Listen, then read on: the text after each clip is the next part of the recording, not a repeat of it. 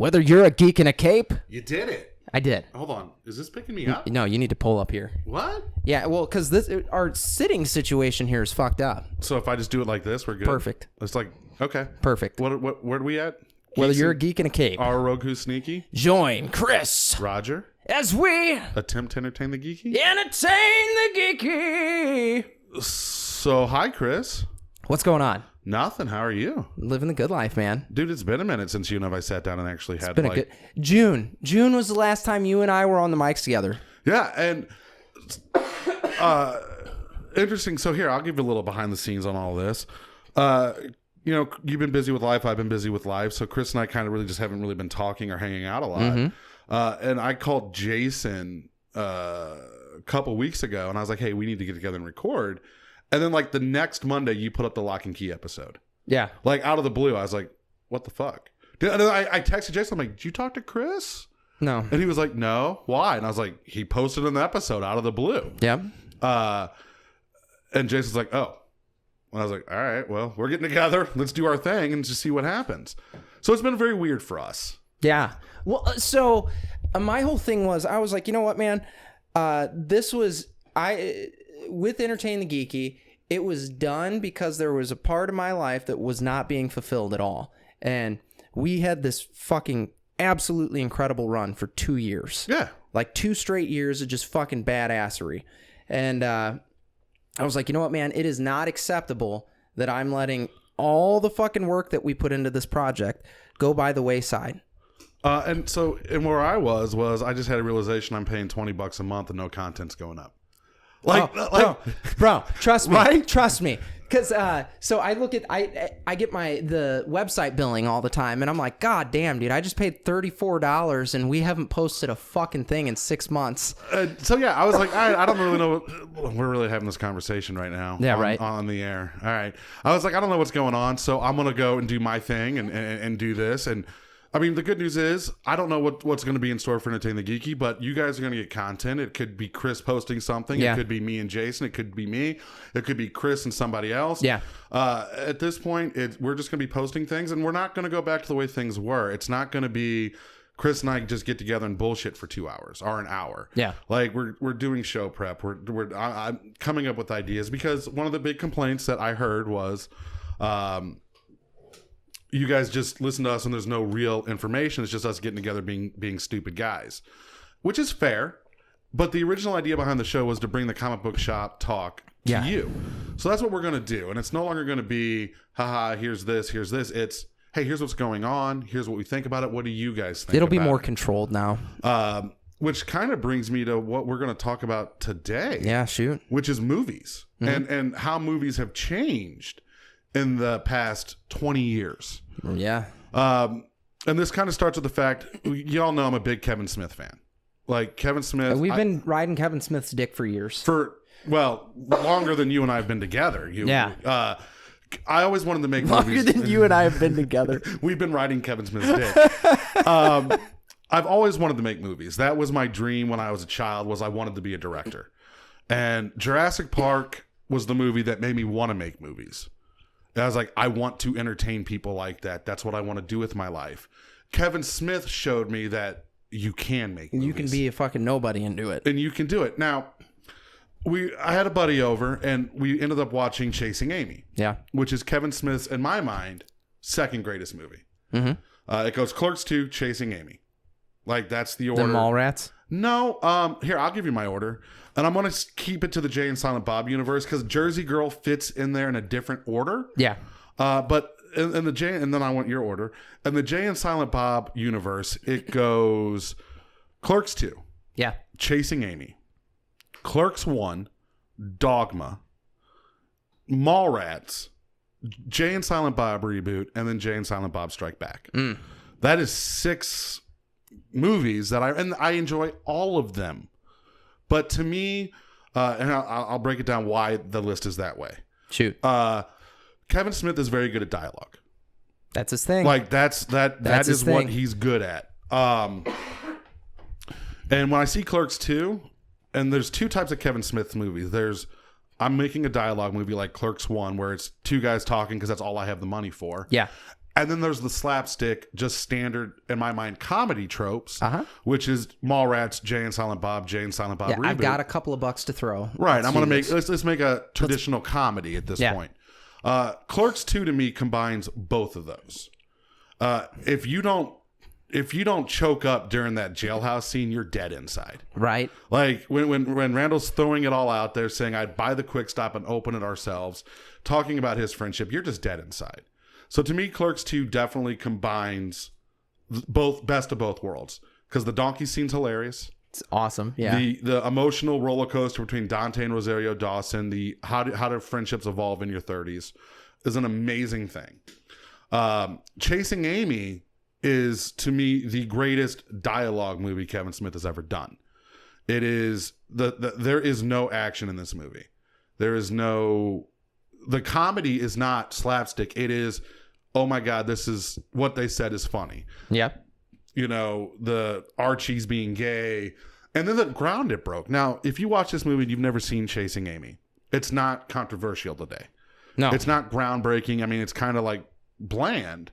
But in the 90s, the idea of that storyline of a lesbian going straight, going back to gay, all of that was very groundbreaking. And you can tell that Kevin Smith put his heart into that movie. And that's really where it was. And then Clerks, obviously, is Clerks and blah, blah, blah. Mallrats is higher than Dogma is higher than that, because I do like the religious undertone. I do like the theories he was throwing out. Yeah. Again, it's more of, this is my heart, this is what I think. And you can feel that in his work. But with Mallrats, it's the first slapstick comedy he did, and it was really well done. It was funny, but it's not... To me, it goes in the same form as like Happy Gilmore or any of those type of comedies we grew up watching. Okay. Your thoughts? So number 1 is Clerks 2. Okay. That movie was incredible because they gave him a budget that he didn't have any business having, which was awesome. And what you looking at? Oh, go ahead. I'm trying to figure out how I was holding it. No, there we go. But they gave him a budget that he had never really had before, and he made a phenomenal fucking film. Like you said, he brought the dialogue to the slapstick very, very well. Second from that would be Mallrats. And it's mostly because of Stan Lee's little excerpt that he gives at the end of the movie. Okay. It's so fucking good, dude. That is a really good scene. It is so fucking good. And then, like, how brilliantly that was executed with the whole... Oh, no, that was a Spider-Man story that I did. Fucking hysterical. From there, whew. So it's kind of a toss-up. Red State has a special spot in my heart. Red State is not a Jay and Silent Bob movie. Oh, you're keeping... Okay, we're Jay keeping and Silent it Bob in the universe. View Okay. universe. Yes. Fair enough. So then it would be Clerks, Chasing Amy. Those two are right there. I put Dogma under that. Dogma wasn't super exciting for me. I remember watching it when it came out and thinking, oh, this is cool. And I actually, about a month and a half ago, Tara had never seen it. So I went and bought it, and I was like... Did you buy it on DVD? Yeah. Yeah. Real quick, and I'm going to interject your story. I want you, listeners, to go to Amazon real quick. Look up Dogma on Blu-ray. It is $120. Yeah. Bullshit. Right? Jay and Silent Bob reboot. Now, this one is extra special, and I've not actually got to talk about this on this show yet. So, you got, as we've already talked about here, I'm a huge fucking Kevin Smith fan, and they did the Reboot Roadshow tour, and they came here to St. Louis, and I bought tickets to it. I bought balcony tickets to it because I was like, man, I fucking never bought balcony tickets to shit, and I love this man. I started podcasting because of Kevin Smith. I'm going to see this. So the wife and I go to see this, and he's like, yeah, I'll sit down and watch the movie at some point with the audience. Motherfucker came and sit right next to me and Tara. And every fucking piece of me that is pure and excited and all that was just spilling out into the world because fucking Kevin Smith is sitting right next to me and my wife. And like, that guy means so much to me and has meant so much to the decisions that I've decided to make as an adult here. Is, you know, I sit down with my fucking nerdy ass friends and tell stories and stuff like that because of him. So that one is like in its own little spot because it takes all these movies and all this bullshit and just tips its hat to everything the motherfucker has ever done. While making fun of where Hollywood is. Oh, absolutely. Will I say that Jay and Silent Reboot is a good movie? Not really. It's not a great film. No, it's not. It's actually as far as like being a cinematic piece goes, it's not as good as the other movies that he's done. But again, there is one scene. What's the whole the Ben Affleck scene? The Ben Affleck scene is the whole reason to watch that movie. Listening to Kevin Smith's commentary makes that movie more enjoyable. But dude, it was watching the past 25 years basically. Yeah. Get a tip of the hat, and that was fun. And like when you're a fan of something and a movie is made just for the sake of, oh, you're a fan of this, dude, that's fucking cool. You know, Jay and Silent Reboot, I'm okay if there's not another Kevin Smith movie. I am. Like, Clerks 2 wrapped up those characters. I don't need to see a Clerks 3, right? Dante and Randall are owning the Quick Stop. Dante's married, they have a kid. Jay and Silent Bob, Jay's figured out his life and where he needs to be in his life. Everything is, like, those characters are wrapped up. I don't need to see more of this. Would I like it? Sure. I don't need to see it. And the reason we're going on this, that actually leads to this conversation, is they don't tell stories like that anymore. Movies have moved away from dialogue and character development. Explosions and actions, yeah. And I'm not going to blame the MCU for this, but I will point to the MCU as... It's an example of as a huge example, because obviously these movies make billions of dollars.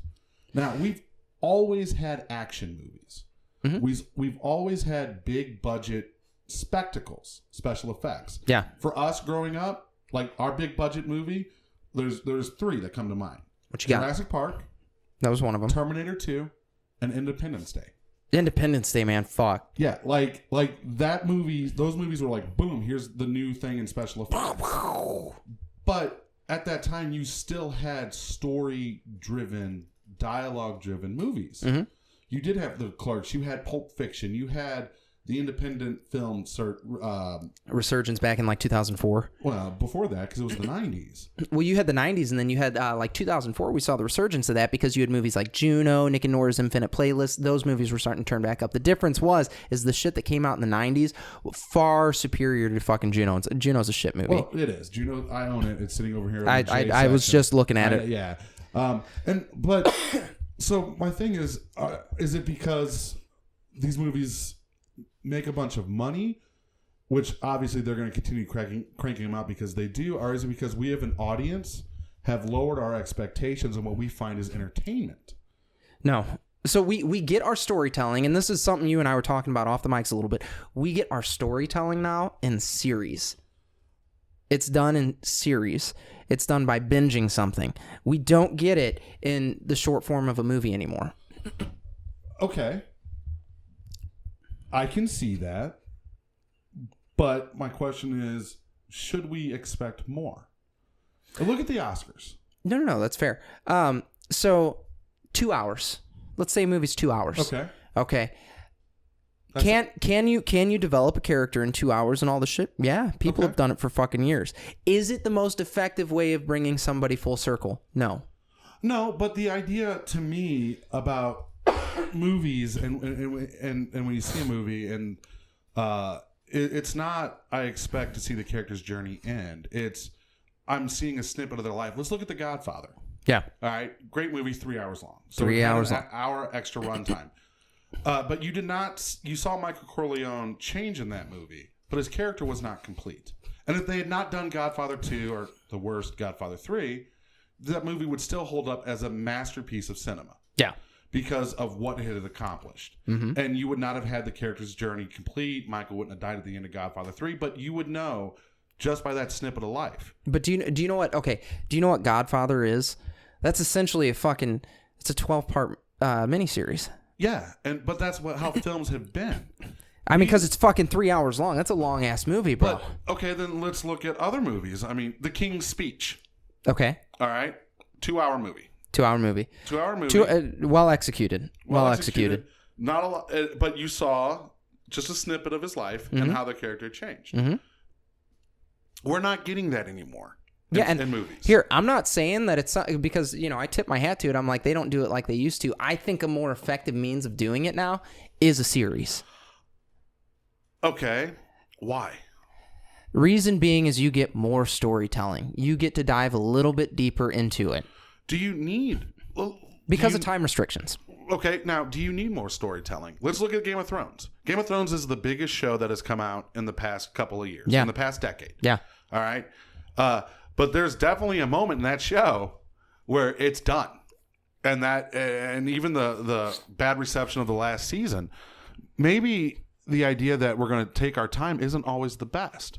Look at all the TV shows that have gone on for far too long. So Game of Thrones, I think one of the big things that bit them in the ass also was not having appropriate source material at that juncture. Well, that's Martin's fault. But Martin, they sat down with Martin. The only reason he signed what off on the do you show, believe happens? Yeah. Do you think he even knew at that point? He's like, tell me how I'm going to finish this story. Yeah, fuck no. Here's my thing about George R.R. Martin and Game of Thrones is he wrote that book and he killed Ned Stark and went...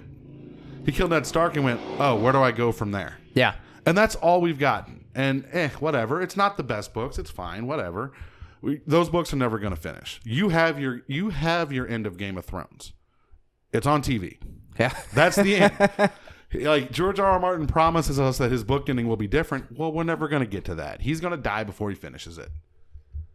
And I'm okay with that. Dicks and dragons. But so let's look at the MCU. Let's look at what movies have become. Yeah.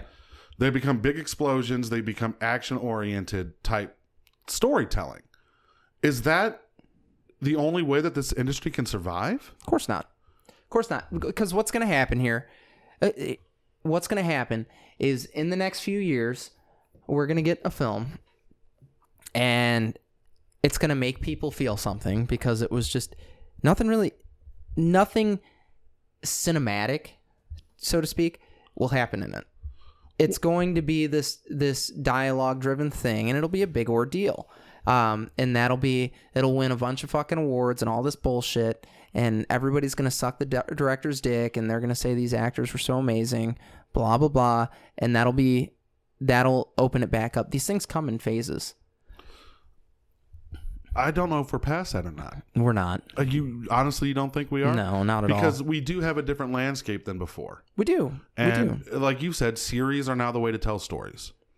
I think it is a more effective means of doing it. Does that mean it's the only way to do it? No. And with the fact that, it's no longer... The reason that TV shows have less of what we're talking about is budget.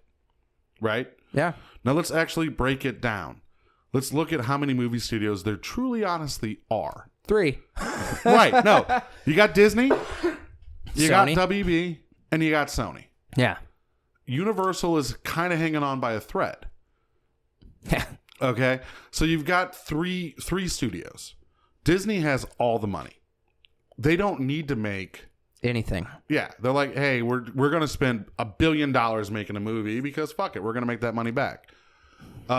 Warner Brothers, they're talking about making Lethal Weapon 5. That's their big, hey, let's do this. What the fuck Sony got? It's got Spider-Man? Morbius? Yeah, Sony's got... It's... With them, I don't think there's so much clinging on to the cinematic universes. Spider-Man is the outlier there.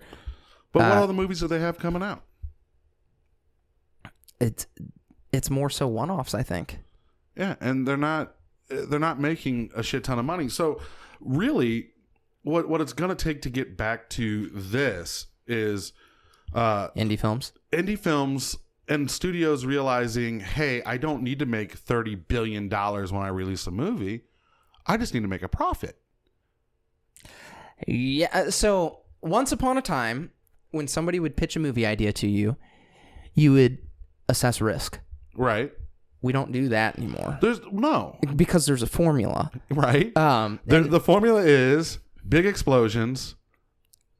That's what drives character development. So yeah, like your Disney, I don't think Disney is going to start telling original stories. Actually, and I've bitched about this before, and I'll bitch about this again. Stop fucking doing your live action remakes of your bullshit. But they don't need to. They do need to stop that because it's fucked up. Fuck you. They're making movies and they're making money. How much money did the Lion King remake make? I don't give a fuck. I didn't watch it. How much money did the Aladdin remake make? I don't know. It's trash. You don't like the risk in Hollywood is always developing a new IP, right? Yeah, no, and Disney's completely mitigated risk. Disney's just buying IPs. They don't fucking care. No.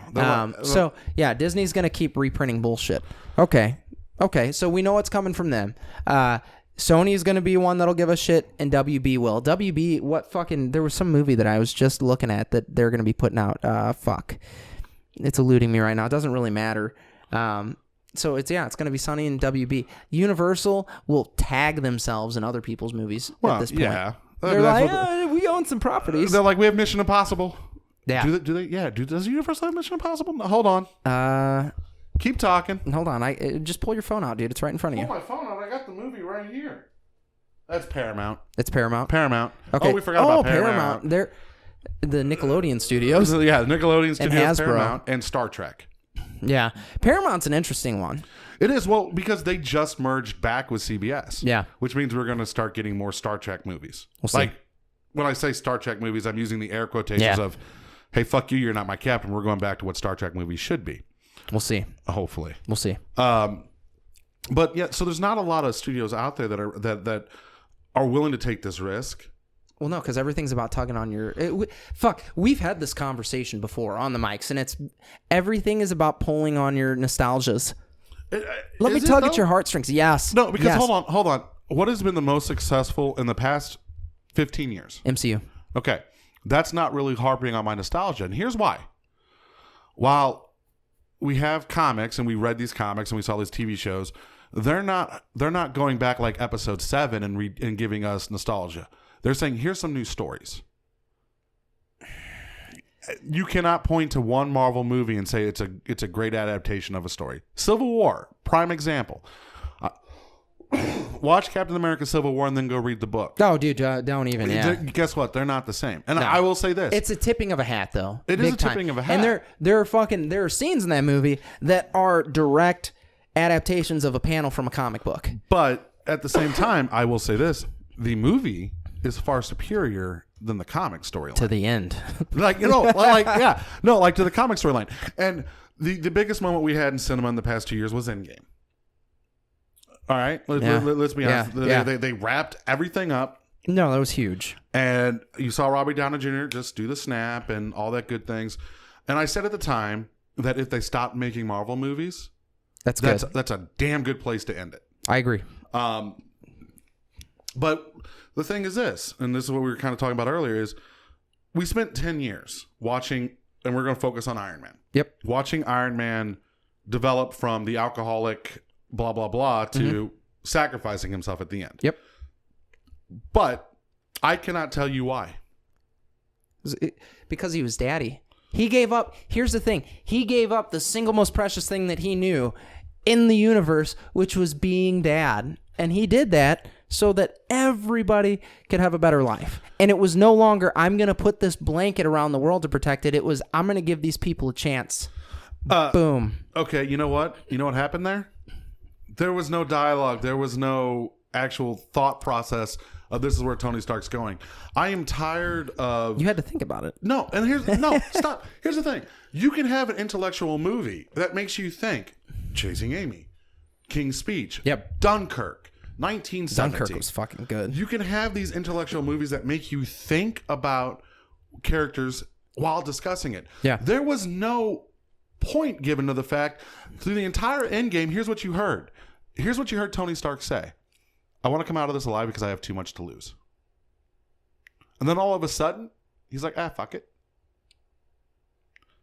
It wasn't about fuck it though. But that's really what it was. Tony sacrificed himself to save the world, which is something that Captain America said he would never do. Yep. But he proved in the end of Avengers, the first one, he was willing to make that sacrifice. Tony Stark snapping his fingers at the end of Endgame is not this big character development revelation that they wanted it to be, because he proved he's willing to sacrifice himself in the first fucking movie. But the stakes were different. It was higher stakes at that point. Okay, so just because the stakes are higher means my sacrifice means more? Yes. No. Abso-fucking-lutely. He was willing to die for New York. Yeah. But so why wouldn't he be willing to die for He was not willing to give up a family for it. Like, it was different. No, because he had proven that even before the kid came into his life, even before he became a dad, he was willing to die to save New York. Yep. That is not character development. That is just going back to where he was, which is, all right, I'll die for this. Yeah, that's it. Just because it's now the world. Yeah, but then we see Tony Stark go back into this hole after New York because he's got PTSD or whatever, and he's being a little bitch about it. And he's like, I am scared of monsters coming through portals in the sky, and I have visions of it. And so you have that, and you have that for fucking years. For fucking years. It's Tony Stark being a fucking bitch, and he's like, well, I gotta make fucking Ultron now. I gotta make an Ultron because I want to protect everybody, and I don't want to have to get dead. And he was still willing to die. He wasn't willing to die for the Ultron thing. And then you have this selfish prick. You have this selfish prick say, man, your buddy killed my daddy, and I know we've done a lot of good shit together, but fuck you. I'm going to be mad at you now and stomp my feet like a little bitch. Like, you do see a character progression there. And he fucking stomps his feet, and then he's like, man, this isn't so bad, and you're actually a cool fucking cat, and I'll die for you and everybody else, even though I have to leave my wife and kid alone. Even though I had already said I would die for you and everyone else in our first fucking outing. Yeah. I'm sorry. Like, that's, like, I'm not trying to take away from Tony Stark's sacrifice at the end of Endgame, but for fuck's sake, he already made that point that he's willing to die. It's not really that big shocking of an ordeal that he died. Captain America is a little different. If you want to look at character development in a movie, No, that was fucking huge. Captain America's development from being this goody two-shoe to being kind of on the dark, but always still following his morals. Yeah. And then at the end, he realized, you know what? I missed a whole life. I gave up everything to do this. It's done. It's time for me to move on. So instead of looking, here you go, Marvel fans. Instead of praising the end of Iron Man, how about you praise Steve Rogers' journey? And actually look at that. That's the character development. No. Steve Rogers got the perfect hit. But we said that in our Endgame episode, back in June. Yeah. But that's the ending. That's the character development we need. We don't need rehashing of the same things. In fact, let's realize that movies need to be more like that, because that was the character development. Look at Dark Knight. Okay, the only reason, and I've said this time and time again, but the only reason that Heath Ledger's Joker is so prevalent is he died right after. Yep. The movie is not about Heath Ledger. It was never about the Joker. Yep. It was about Two-Face. It was about Harvey Dent. Yep. And that character, there's 2.5 hour long movie, and you saw the slow descent from Harvey Dent. Look at Joaquin Phoenix's Joker. Like, that movie was leaps beyond anything the MCU has put out as far as telling a movie, showing a character, because that was a character study. Yeah. For sure. That was not a action movie. That was a character study. There you go. The Joker is what gives you hope that maybe the studios will do something different. Because they took a comic book movie and made it something it's it never was. It's the highest grossing R-rated movie ever, too. Right. So I think there's plenty of hope. Now, here's a problem. Because of the movie's success, they're like, we're making a Joker 2. That was supposed to be a one-off. It was. And I don't... We'll see how the Joker 2 comes out. There doesn't need to be a second one. There doesn't. Leave well enough alone. Well, the issue I have with them doing a sequel is what I found the best part about the Joker was the end, when he walks away. And you realize at that moment, that entire movie you've been watching could just be a tale. Yep. And that's where you're thinking about a movie and you're looking into the character development is that's the type of thinking I'm talking about. Is I went through this journey with this character. Yeah. I saw how he descent into the Joker. And at the end, in the most Joker way possible, you could be telling me that this is all bullshit. Yeah, it's just he's the ultimate agent of chaos. Right. And doing a sequel does kind of cheapen that. It's a disservice to it. So there's another thing is Hollywood stopped making sequels. I mean, this has been said on this show probably 100 times now. I mean, we've got 9 Fast and Furious movies? Yeah, no, that shit needed to stop fucking after the first one. Those are stupid fucking movies. Have you seen that meme where it says, I'm this, if you feel old, here you go. This is what they were stealing in the first Fast and Furious. And it's DVDs and fucking tube TVs. Yep. But I don't really know what I expect from Hollywood at this point. I don't know what I expect from my entertainment because I feel that I want to still see summer spectacles. I still want to see the Star Wars. I still want to see the Jurassic Worlds. I still want to see those movies. But I do want to walk into a theater and I do want to see movies where you want to feel something. Not even feel something. I want to think about it. I want to know. The idea, cinema used to be, do you remember like when cinema used to be, you'd go see a movie and you would sit and talk about it and you would dissect the film, you would critique it. Now it's, hey man, those special effects didn't look real good. That explosion looked fake. I feel that we have cheapened the movie-going experience, and it's all because of Star Wars. I don't really mean that. I told you this earlier, and I'll throw it out in the air because I actually want to hear what the listeners have to think about this. Shoot. And I don't want to argue is Star Wars good or bad. Do you think that Star Wars' impact on special effects is overrated? Because, we were talking about that off air. Right. Yeah. Because like I told you earlier, we look at Star Wars as this great special effects spectacle. And we say that it advanced special effects technology so much. While Empire Strikes Back might have done that, the original Star Wars, A New Hope, did not. They used the same exact special effects, models, blue screen, wire captures that had been used since the 50s. It was not a blue screen. It was an actual background. No. When the TIE fighters are blowing up, yeah, like that sheet, all of the scenes of the TIE fighters blowing up, it was models hanging from wires. I thought with a blue screen. Oh, I thought it was a black and white spotted screen. No, it was blue screen. That's the same thing as a blue screen. But yeah, no, it was a green screen. It was a green screen effect. The models, the Death Star run. Yeah, that was just a model. Yep. We had seen these things done so many times before. This wasn't new technology. In fact, the only thing that he might have done new was lightsabers, but even then there's been laser beams shot in movies since the 50s. Yeah. What Star Wars did was all they did was make sci-fi fast and exciting, because up until that point, sci-fi was 2001. It was these slow, methodical movies that made you think with these special effects. 2001 has great special effects. The movie was made in the 60s, almost 10 years before Star Wars had come out. And the special effects in that movie are on par with Star Wars a decade later. Go look at the movies of the 80s special effects and then compare them to the special effects of the 90s. They are definitely different leagues. So what movie was that? Where the water goes through the ship? The Abyss. The Abyss, thank you. The Abyss had the single greatest special effect of the 80s.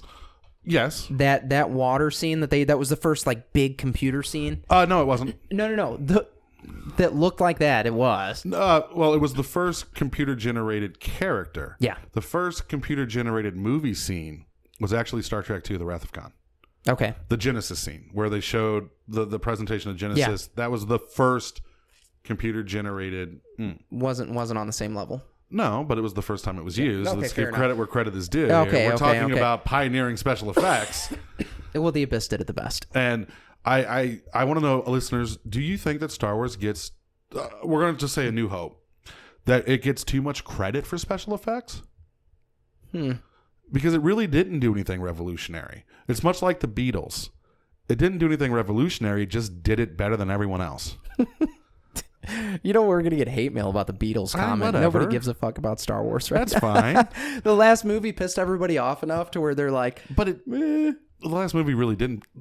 Look. Ooh, careful. All right, first off, the last movie proved one thing and one thing only, and here we go back to Disney bullshittery, is that Disney did not have a plan for this trilogy. No!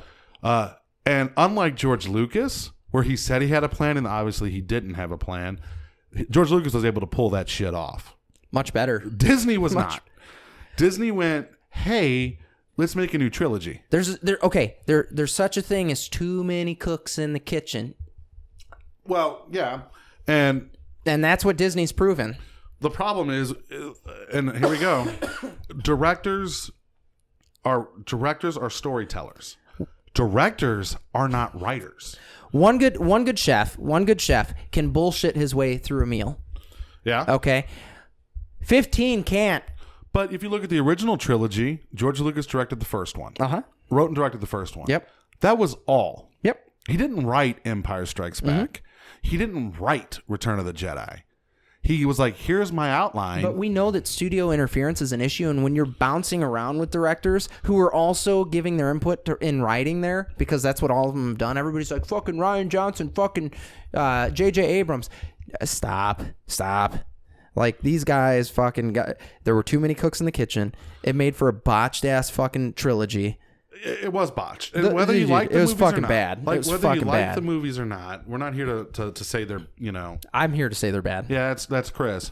Whether you like the movies or not, it is definitely a clear-cut case that Disney did not have plans for this trilogy. No, it was fucked. And they released the first movie purely stricken on nostalgia. Yep. They were like, hey, you guys didn't like the prequels. Let's go back to Star Wars. Here's the Millennium Falcon. Here's the Death Star. The second movie, while I have said time and time again, to me was not well paced. It was not well edited. It was not well directed. The story in the movie was good. The idea that Rey came from nobody, the characterizations that Luke had taken, all of it was good. It was just poorly executed. Yeah. And then they come back and they fuck all of that. And then with the third movie, they were like, hey, all those things you liked or didn't like about the second movie don't matter. And to me...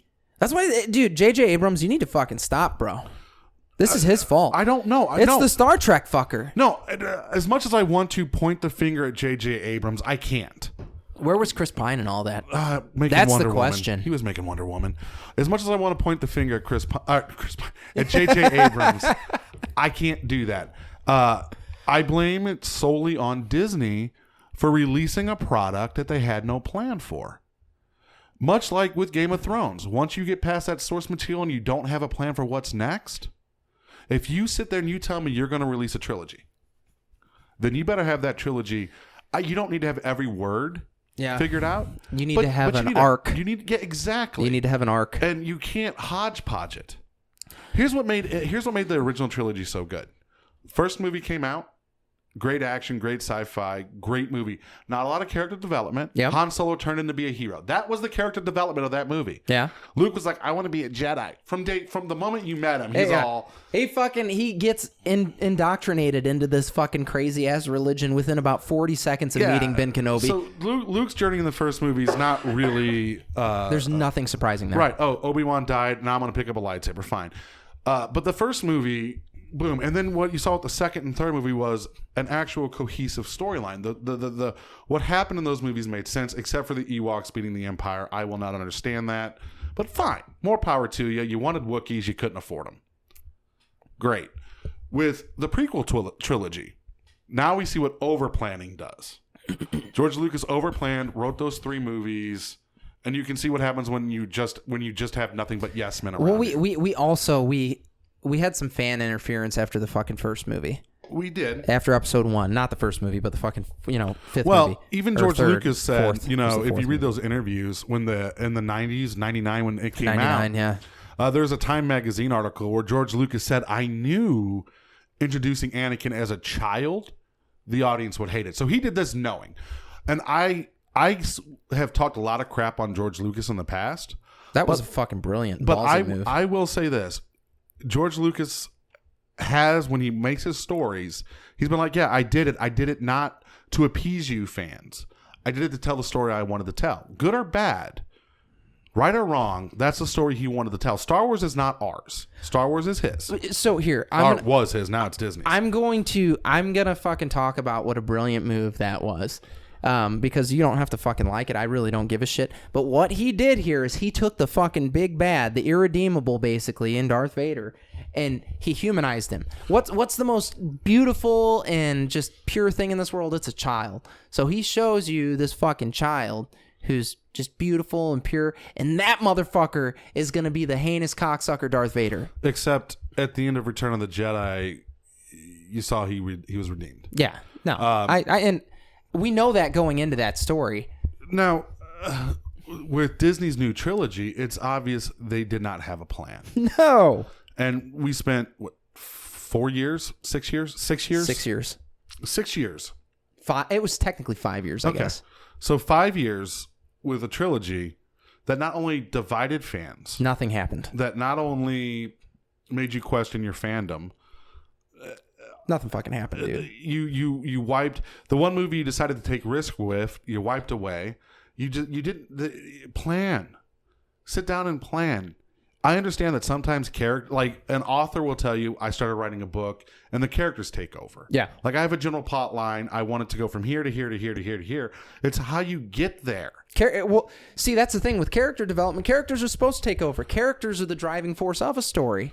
It's yeah, exactly. And like Stephen King will tell you, he sits down and he starts writing, but he has a general idea of what he wants to have happen, where he wants the story to kind of end. Yeah. Which Stephen King is the worst author in the world for ending books. None of his endings ever are good. And then he lets the characters take over. With the new Star Wars trilogy, it seemed like every movie was just, I want to make a good Star Wars movie. I want to make a Star Wars movie. Right, and it wasn't, I want to tell this story. And from what I understand, Disney seems to have gotten the message, because they're like, hey, let's take a step back. What they need to do, and I know this will not fucking happen, but what they need to do, you guys need to take fucking 5 years away from Star Wars, Disney. Own the property. Do your fucking little miniseries with it. The Mandalorian's incredible. Is it, though? Yeah, it's really good. I don't think it is. We're so fucking starved for something that's decent that's great. I don't think The Mandalorian's decent. I watched all the episodes. Yeah. It was okay. My issue with The Mandalorian, Okay. there's no story. It's a baby. Okay, great. Baby Yoda's cute. That's a baby. Here, you want to watch the entire season of Mandalorian? Here you go. Watch one episode. Watch the third episode. Watch the third episode. I go to a planet. Some shit happens. Baby Yoda's in trouble. And then we go to a different planet. There is a story. You have this fucking cutthroat asshole who is on a job, fucking is going through with his job, and then is like, oh man, I can't fucking do this because it's wrong, and this little thing deserves a chance. And then, oh, he's fucking Papa Bear. No, do you know why he didn't kill Baby Yoda? Because it's Baby not Yoda's because cute. he loves Baby Yoda. Baby Yoda's using his Jedi mind bullshittery. Oh, stop it. You just want to be mad at the fucking cuteness. No, I'm fine with Baby Yoda. Baby Yoda's adorable. Baby Yoda is really, honestly, the only reason to watch that show. And the last episode when they were beating the shit out of Baby Yoda, I almost broke my TV. All right? I love Baby Yoda. Baby Yoda is amazing. But don't tell me that fucking Boba Fett looked down at Baby Yoda and was like... Boba Fett. Yeah, because that's who he is. He's fucking... Just stop. He's fucking Boba Fett. It's Boba Fett and that's Baby Yoda, goddammit. It's not the child, Disney. Boba Fett looked at Baby Yoda and was like, oh, I'm going to change my ways. No, what happened is Baby Yoda went, oh shit, I'm about to get capped. Look, Jedi mind fuckery. Love me. So, what I thought was hysterical about this whole Mandalorian phenomenon here is that Disney has gone on record as saying people need to stop calling it Baby Yoda and start calling it the child. And I'm like, you don't get to make that decision. Right. People decide, like, you took something that was already recognizable, you babified it. You made it a fucking pop fig, okay? Yeah. A pop fig in film. And then you have the audacity to tell people that the already recognizable thing that you've taken because you own a fucking property, that it's not what they think it is. Bullshit. It's not what you think it is, Disney. Motherfuckers. Hey, Disney. Again, The Mandalorian. Now, Jon Favreau had a lot to do with The Mandalorian. And that last episode was really, really good. The show was good. The last episode. But it's not worth... It's okay. To me, it's Serenity without, it's the good storytelling. It's the best fucking Star Wars that we've got in years, though. Okay, that doesn't mean it's good. It does. No. Time out. If I eat a shit sandwich and then you cover the shit sandwich with cheese, yes, that shit sandwich is the best shit sandwich I ever had. Goddamn right it is. But you know what? It's still a shit sandwich. And maybe it is time that we realize that Star Wars and the MCU and all these things that we love are being oversaturated. MCU can be done. And MCU can be done. Well, and even Star Wars needs to be done. Oh, Star Wars needed to be done. maybe it is time that we as an audience, we as consumers, we as the nerds who love these properties, because we do, we love them to death, and I want more and more and more and more and more. But maybe it's time we step back and go, you know what? I love this product. I respect this product. I need a break. I need some time away. I need to remember why I love you. Well, and that's why I said Disney needs to take 5 years away from Star Wars. They need to do their little series and shit, the cutesy cute stuff that's actually working. Yeah. Do they? Because they're doing a new season of Clone Wars, even though that shit was wrapped up. No, I don't give a fuck about that. Do it. Do your fucking Clone Wars bullshit. Do your little series. Leave the fucking movies alone for 5 years. Okay. Let us forget this travesty that you've bestowed upon us.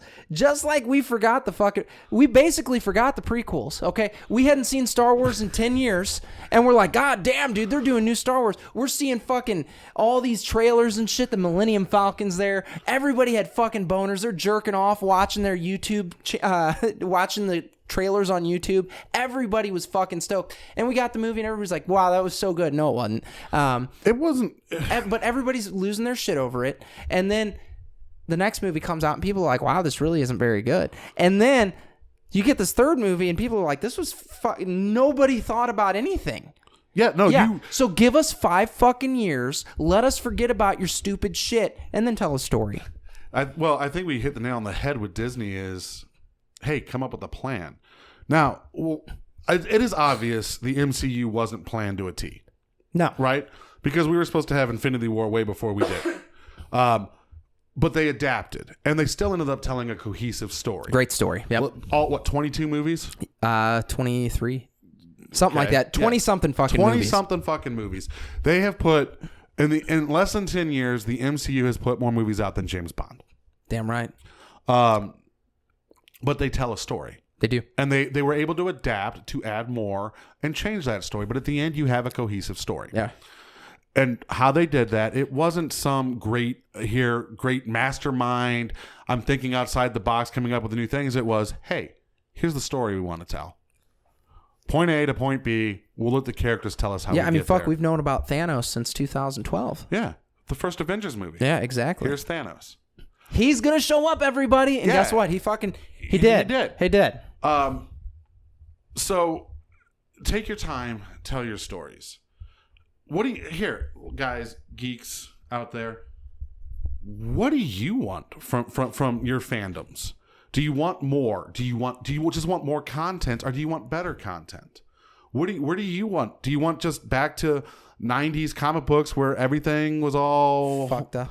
I don't know. I mean, we'll talk about that later. But as a fan of properties, as a fan of your entertainment, knowing that now, I mean, I'm 36 years old today. Chris is 30. And time is becoming very short. The amount of free time we have to devote to these IPs, to devote to the things we love. What do you want? What do you expect from your properties? Are the things you love? Because they're not yours. You don't own Star Wars. You don't own the MCU. You don't own DC Comics. You don't own Magic the Gathering. You don't own D&D. But what would you like to see from the hobbies you've chosen to invest your time in? For me, yeah, I think it's fucking passion. I want to see the passion of an individual turned into a project, and I want to see that project come to fruition. That's what I think is exciting for me. Well, and like when somebody truly loves something and they truly pour themselves into it, that's when you see something that's beautiful or wonderful. And that's what I think is exciting. Well, then how do you fix it? Are you willing to open your mind up to new IPs? Because look at Hellboy, the reboot of Hellboy with fucking Stranger Things guy. Yep, David Harbour. It was a good movie. It was. It wasn't Hellboy, but it was a good movie. It failed miserably. Sonic the Hedgehog didn't make a lot of money. It's doing okay. It's doing okay. It's not making a lot of money, though. It's not like number one in the box office. And here's the thing. You do have a studio that heard what we had to say. Yeah, everybody should be sucking their dick right now. Yeah, it doesn't matter if you should be taking everyone and their mother to see that movie because they listen to us. And if we don't support the studios that listen to us, how can we expect the properties that we to Care do about to do exactly. better. Yeah. If they're going to keep putting out the shit sandwich covered in cheese and we keep buying it, they're going to keep putting it out. Yeah. If a studio actually listens to us and takes changes as a fan, then we need to reward them.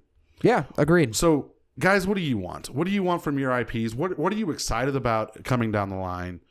How do you fix this clusterfuck of where we find ourselves in the nerd culture? Yeah. It's great that nerd culture and pop culture It's mainstream. is mainstream now. But how do you keep it special? How do you keep it what you would like while including everybody else? Because you're going to bring your own stuff out of it. You're going to put your own stuff in it. But what do you want to see? You know what's funny is one of our first episodes was Get Off My Lawn featuring Peter Chu. Yeah. And now, because in that we're talking about how it's bizarre. I mean, fuck, that was 4 years ago.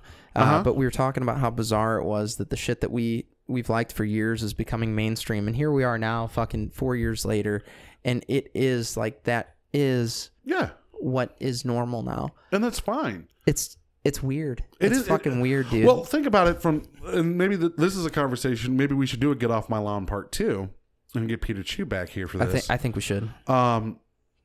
And here we'll wrap it up with this, though, is it's great that these things are out there. It's great that it's mainstream. Thank you so much for what we've enjoyed and what is being shared, because at the end of the day, when we were growing up, we didn't have a lot of people to talk about comic books with or D&D or gaming with. And now it's out there, and you can go to conventions and you can go to stores and you can see these things. You can see just a random person picking up something you're interested in and you can talk to him. It's great that the hobby is expanding. Yeah. And it's great that it's becoming so mainstream. But what do you want? What do you expect from this? How do you here, I'll call it out. Here's the Geek Challenge of the Year. How do you contribute to the community that you love so much? I've been lacking. I don't go to game stores anymore. I don't play Magic anymore. I get the game every other week and that's it. How are you going to how are you going to, one, continue to thrive the community, and two, get what you want out of it? Because it is a hobby. It is disposable income you're spending, and money's hard to make nowadays. Everything's expensive. So, guys, let us know what you think. Let us know what you want to see, how you're going to do all these things. Yeah, and the best way to do that is going to be going to entertainthegeeky.com. There, you can get to all of our social media, all that good stuff. You can actually find our episode logs for Entertain the Geeky and Nerd News, and you can comment on individual episodes. You can go on our Facebook page and put anything up on the wall that you want, anything like that. Weigh in. If you guys would prefer it, I could create a mail tab on the website, so if you want to email us your thoughts, do that. I'll fucking read it on the air. Roger will read it on the air. We don't care. Someone will. Hell, I'll just have a random guy come in and read things off the air. We'll fucking hire a guy in. Yeah. Hey, this is another $100 a month, but we need you to come in here and read this shit. Hey, Kevin Smith, what are you doing? I got $100 a month for you to read our fucking mail. Check out Nerd News. Jason's doing good work. Check out BoardGameBros.com. Matt and Jeff are doing not .com, just Board Game Bros podcast. Matt and Jeff are doing an amazing job. They've actually one of their coolest episodes is they had the game designer for the Dark Tower on the show. Those guys are doing really good work over there. They've got a Patreon. If you want to donate, go ahead and donate to them. Yeah, help those guys out. They're amazing. They are great individuals. Kickstarter's coming in May.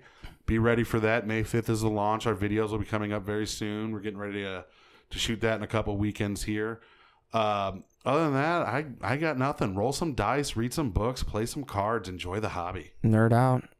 Guys, as always, stay geeky.